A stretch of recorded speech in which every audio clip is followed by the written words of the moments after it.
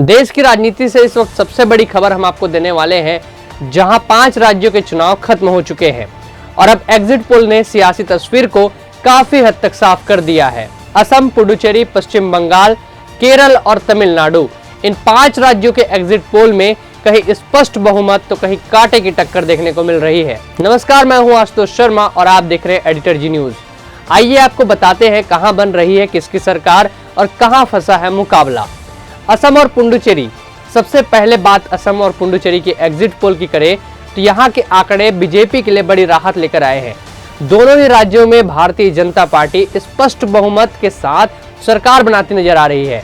अगर ये अनुमान नतीजों में बदलते हैं तो बीजेपी के लिए यह बड़ी राजनीतिक मजबूती मानी जाएगी। इसको लेकर बीजेपी पार्टी में भी खुशियों का माहौल देखा जा रहा है। बात करें पश्चिम बंगाल की, तो पश्चिम बंगाल जहां सियासी जंग अपने चरम पर है, वहां एग्जिट पोल के मुताबिक टीएमसी और बीजेपी के बीच बेहद कड़ी टक्कर देखने को मिल रही है। एक सीट पर मुकाबला इतना करीब है कि तस्वीर पूरी तरह साफ नहीं हो पा रही है। यानी बंगाल में आखिरी फैसला जनता के वोटों की गिनती के बाद ही होगा। केरल की बात करें तो केरल में मुकाबला काफी दिलचस्प है, क्योंकि एलडीएफ और यूडीएफ के बीच सीधी टक्कर यहां नजर आ रही है। एग्जिट पोल किसी भी गठबंधन को स्पष्ट बढ़त नहीं दे रहा है, जिससे यह साफ है केरल में भी सियासी मुकाबला आखिरी दौर तक जाएगा। अब बात तमिलनाडु की, जहां एग्जिट पोल ने एक त्रिकोणीय मुकाबले की तस्वीर पेश की है। डीएमके प्लस गठबंधन 120 से 140 सीटों के साथ बढ़त बनाए हुए हैं, वहीं एडीएमके प्लस गठबंधन को 60 से 70 सीटें मिलने का अनुमान है और टीवीके प्लस के 30 से 40 सीटों के साथ उन्होंने भी मजबूत उपस्थिति दर्ज करती दिख रही है। यानी इस बार तमिलनाडु में 3 तरफा मुकाबला देखने को मिला, लेकिन बढ़त फिलहाल डीएमके के पक्ष में झुकती नजर आ रही है। अगर 5 राज्यों के बात करें तो बीजेपी असम और पुडुचेरी में मजबूत स्थिति में दिख रही है, बंगाल में कड़ी टक्कर दे रही है, जबकि केरल और तमिलनाडु में पार्टी का सीमित प्रभाव नजर आ रहा है।